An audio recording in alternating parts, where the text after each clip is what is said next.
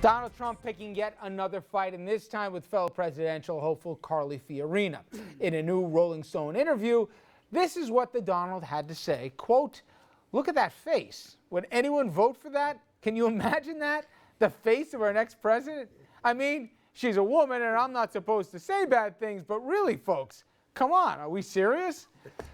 Shockingly, he got blasted for saying that. Of course, he's denying he was talking about her looks. He said it was about her personality. Here's Ms. Fiorina's response. What do you take that to mean? Look at that face. Would anyone vote for that?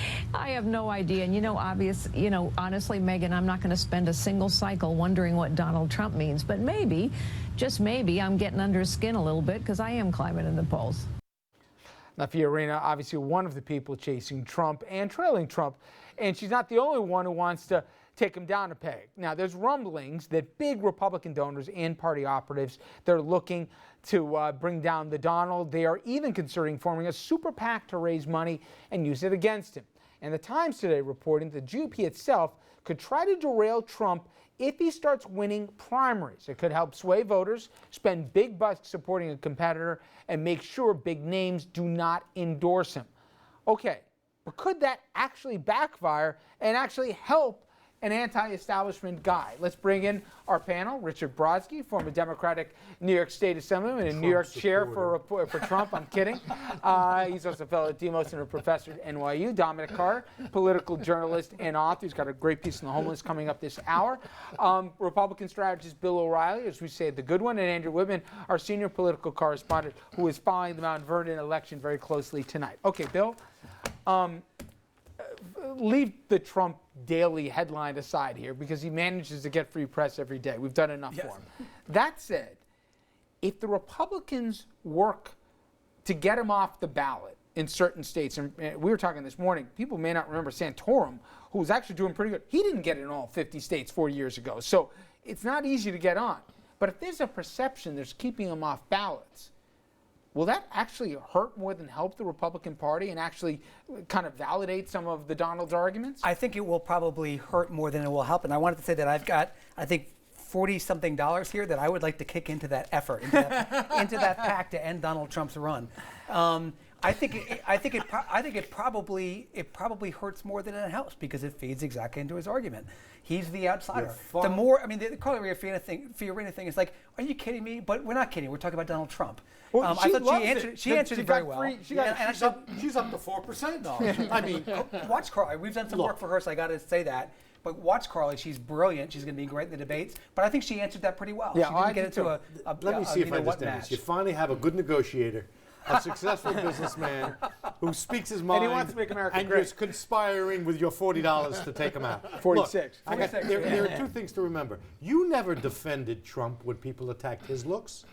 When people made fun of his hair. I wouldn't defend Donald Trump if you was. Well, wait a minute. You actually have a better argument. Remember what Ms. Fiorina had to say about, who was it? Was it Pelosi, or it was a fellow Californian female, and she was making fun of her hair or whatever else. Remember in that failed Senate bid? But that and the Trump thing, if you're going to be upset when he attacks Carly Fiorina on her looks, I've been pretty consistent on Trump. Upset when they attack his hair.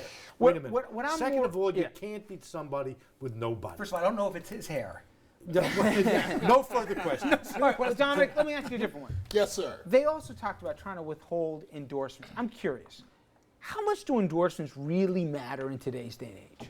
It depends on who it's from. But in Trump's case, they matter about this much. And many candidates, they matter about this much. They may have endorsements may have an impact, and I don't even know if that's the case with union rank and file, because sometimes the union will endorse candidate X, but then the rank and file will go with candidate A. It could make Trump's life a little difficult, Richard, but not much at all. Can we go back, if you don't mind? Sure. Who's going to beat him?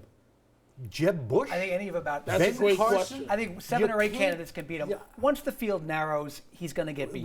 He's going to get beat. He may, and he may make his own life miserable, or someone may emerge. But you can't beat somebody with nobody. I wrote a column in today's HuffPost saying, "Bring back Mitt Romney." Not that I'm a Mitt Romney supporter, but somebody other than one of these 17 characters is going to have to be the guy to beat Donald Trump, and there's no one on the I think visible there are right several now. that can do it. You know, Al Sharpton used to say, going back to the question about endorsements, Al Sharpton his standard line to Republicans was, "Do you have any candidates you want me to endorse so I can help you out?"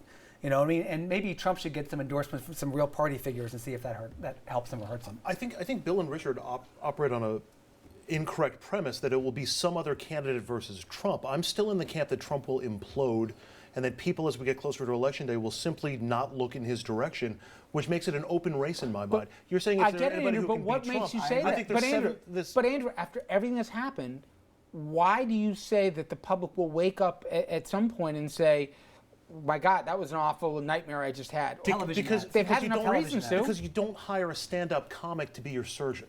You don't like at Trump. some point, people are going to say, this is not actually a guy who can lead this country. That's right. And that's what Bobby Jindal tried to do today. Not that Bobby Jindal is going to be the Republican nominee. He said that he's not really a Republican. He's a joke. I was entertained by him, but now it's time for the big boys and girls to assume the position.